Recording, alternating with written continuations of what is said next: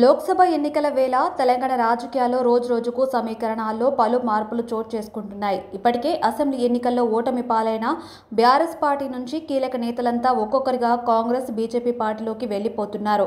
దీంతో గులాబీ అధినేత గుండెల్లో గుబులు మొదలైంది. పార్టీలో ఉన్న కీలక నేతలంతా కాంగ్రెస్, బీజేపీ కండువాలు కప్పుకోవడంతో కారు నేతలు మండిపడుతున్నారు. ఈ క్రమంలోనే పార్టీ క్రమంగా తీవ్ర సంక్షోభంలో కూరుకుపోయింది. అయితే ఈ లోక్సభ ఎన్నికల్లో అయినా కారు పార్టీ మళ్లీ వేగం పుంజుకుని సత్తా చాటాలని భావిస్తున్నారు బీఆర్ఎస్ పార్టీ అధినేత కేసీఆర్. ఈ మేరకు అన్ని రకాల ప్రయత్నాలు చేస్తున్నారు. ఇందులో భాగంగానే గులాబీ బాస్ కేసీఆర్ బాగా నమ్మే వాస్తు సిద్ధాంతాన్ని కూడా ఫాలో అవుతున్నారు. ఈ మేరకు తెలంగాణ భవన్లో కీలక మార్పులు చేస్తున్నారు. బంజారా హిల్స్ లో ఉన్న పార్టీ కేంద్ర కార్యాలయం తెలంగాణ భవన్లో రాకపోకల ద్వారాన్ని మార్చే పనులు చేపట్టినట్లు తెలుస్తుంది. అయితే ప్రస్తుతం కార్యాలయానికి ఉన్న వాస్తు దోషం కారణంగానే పరిస్థితులు పార్టీకి కలిసి రావడం లేదని పండితుల సూచనలు చేసినట్లు పార్టీ శ్రేణుల్లో చర్చలు సాగుతున్నాయి.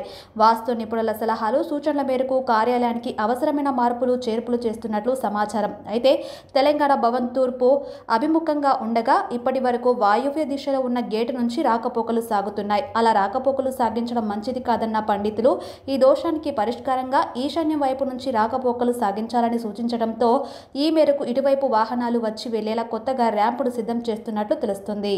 అయితే ఆ దిశలో గేటు ఏర్పాటు చేస్తే వీధి పోటు ఉంటుందన్న విషయాన్ని దృష్టిలో పెట్టుకుని లక్ష్మీనరసింహస్వామి చిత్రంతో కూడిన ఫ్లెక్సీని కూడా గేటుకు ఏర్పాటు చేశారు గులాబీ నేతలు. అంతేకాకుండా వీటితో పాటుగా ప్రాంగణంలో కూడా అవసరమైన మేరకు స్వల్ప మార్పులు చేస్తున్నట్లు తెలుస్తుంది. అయితే గతంలో పాత సెక్రటరేట్, సీఎం క్యాంప్ ఆఫీసుల వాస్తులు సరిగ్గా లేవని పండితులు సూచించగా వాటిని పూర్తిగా పడగొట్టి వాస్తుపరంగా నిర్మించడంతో రెండోసారి అధికారంలోకి వచ్చినట్టుగా బీఆర్ఎస్ శ్రేణులు చెబుతుంటారు.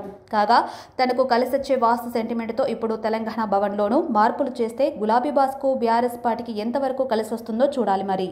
ఇదిలా ఉండగా ఎంపీ ఎన్నికల్లో పోటీ చేస్తున్న బీఆర్ఎస్ అభ్యర్థులకు ఇప్పుడు కొత్త టెన్షన్ మొదలైంది. టికెట్ అయితే వచ్చింది, పోటీ చేస్తున్నాం, కానీ ప్రచారానికి పార్టీ చీఫ్ కేసీఆర్ వస్తారా రారా అని ఆందోళన చెందుతున్నారు అభ్యర్థులు. ఇక ఫోన్ ట్యాపింగ్, కాళేశ్వరం ప్రాజెక్టు పిల్లర్లు కుంగడం, లిక్కర్ స్కామ్లో ఎమ్మెల్సీ కవిత అరెస్టు వంటి కీలక పరిణామాలు చోటు చేసుకున్న కేసీఆర్ మాత్రం సైలెంట్ మోడ్లో ఉండటంపై క్యాడర్లో ఆందోళన మొదలైనట్లు తెలుస్తుంది. అయితే కేసీఆర్ ప్రచారానికి వస్తే గెలుపు సంగతి తర్వాత ప్రత్యర్థులకు పోటీ ఇవ్వడంతో పాటుగా చెప్పుకోదగ్గ సంఖ్యలో ఓట్లు దక్కించుకుంటామని అభ్యర్థులు సన్నిహితులతో తెలిపినట్లు సమాచారం. కేసీఆర్ ప్రచారానికి వస్తే ఆయన స్పీచ్లు తమకు కలిసొస్తాయని అభ్యర్థులు భావిస్తున్నట్లు తెలుస్తుంది. అంతేకాకుండా రాష్ట్రంలో ఎన్నో కీలక పరిణామాలు జరుగుతున్నా కేసీఆర్ మాత్రం స్పందించకపోవడం పార్టీ కార్యకర్తలు, నేతలను ఆశ్చర్యానికి గురిచేస్తుంది.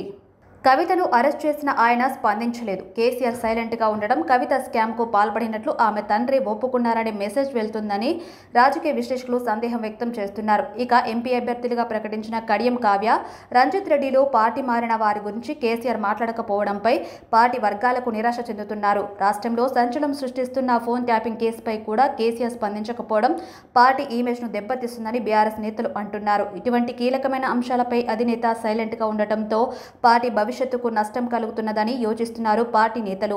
ఇక అధికారం కోల్పోయి ప్రతిపక్షంలోకి వచ్చిన తర్వాత కూడా కేసీఆర్ ఫామ్ హౌస్లోనే ఎక్కువగా ఉంటున్నారు. పార్టీలో చేరికలు, ఎంపీ స్థానాలపై రివ్యూలు ఇలా అన్ని అక్కడే జరుగుతున్నాయి. మరో 15 రోజుల్లో నామినేషన్ల ప్రాసెస్ స్టార్ట్ అవుతున్న సమయంలో కూడా తెలంగాణ భవన్ వేలవేలా పోతుంది. కనీసం రివ్యూలకు కూడా రాకపోవడంతో అభ్యర్థులు, పార్టీ నేతలు, కార్యకర్తలు నిరాశ చెందుతున్నట్లు సమాచారం. ఇక ఈ విషయంపై కేసీఆర్ ఇప్పటికైనా స్పందిస్తారా, పార్టీ అభ్యర్థుల ప్రచారాల్లో పాల్గొంటారా లేదా అనేది తెలియాల్సి ఉంది.